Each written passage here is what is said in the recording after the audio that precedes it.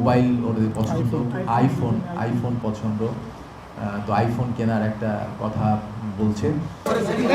IG sir সাথে ওদেরকে কথা স্পিকারে কথা বলানোর পরে ওরাও আশ্বস্ত হয়েছে যে না, তাহলে আমরা সেফ।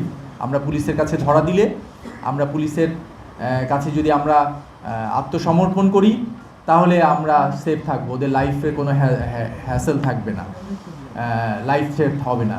এই জন্য তারা কিন্তু আমাদের কাছে ওরা আত্মসমর্পণ করে।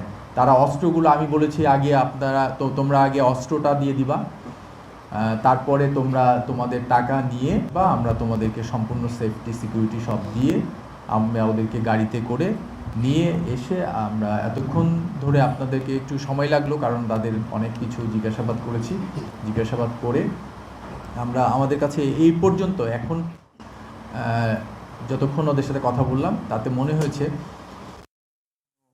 মুভি এই সমস্ত দেখা বা ভিডিও দেখা, এগুলোর উপরে ভিত্তি করে ওরা একটা অ্যাডভেঞ্চার হিসাবে নিতে গিয়েছে।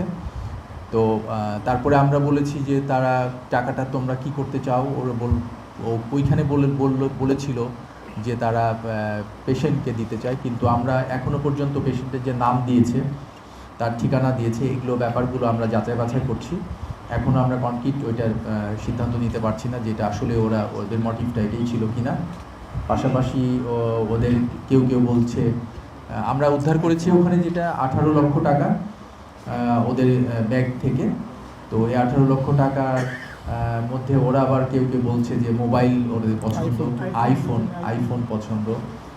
তো আইফোন কেনার একটা কথা বলছে। আলামত বলে যেটা আমরা যে ওখান থেকে যেগুলো উদ্ধার করেছি সেগুলো আপনাদেরকে অলরেডি উপস্থাপন করেছি, আপনারা দেখেছেন। উদ্ধারকৃত যে অস্ত্রগুলো, এটা আসলে ওদের প্রত্যেকটা অস্ত্রই ছিল হলো খেলনা অস্ত্র, টয়। 4টা পিস্তল, তিনটা প্লাস্টিক আর একটা অ্যাকচুয়ালি লাইটার টাইপের যে পিস্তল, একটু ওয়েট। তবে দেখা মানে সেই সময় যেগুলো এমনি দেখলে মনে হবে যেগুলো আসলে অরিজিনাল অস্ত্র, এটা তো দেখেছেন। আর যেগুলো 2টা নাইফ ছিল বড় ছুরি, এগুলো ওরা নতুন কিনে ওরা এটা নিয়ে গিয়েছে। তো আসলে ওরা তো আটকে গিয়েছে ভিতরে গিয়ে, লোকজন চিৎকার দিয়েছে, তখন ওরা আটকে গেছে। তারপরে ওরা মানে আর বের হতে পারে না।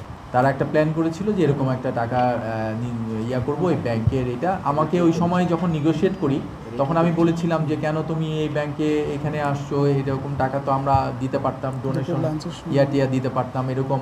তো বলছে না, এই ব্যাংকের কর্মকর্তারা সবাই হলো দুর্নীতিবাজ।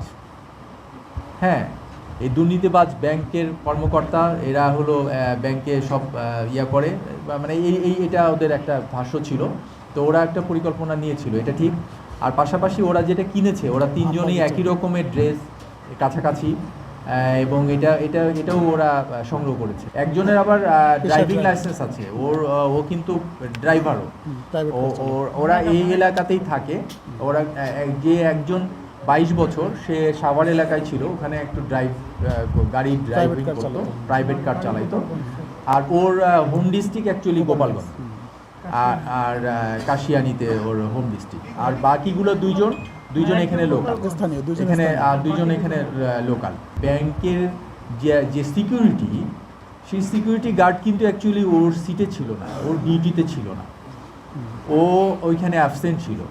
তবে ওই সময় আরেকজন পিয়নকে ওরা ওইখানে বসিয়ে রেখেছে।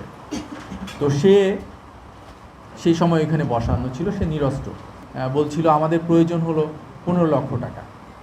তো ওই 15 লক্ষ টাকা ওরা পরে আসার সময় 15 লক্ষ টাকা পরে ওরা পকেটে নিয়েছে আরও 3 লাখ টাকা, 3জনে 1 লাখ টাকা, 1 লাখ করে 3 লাখ টাকা।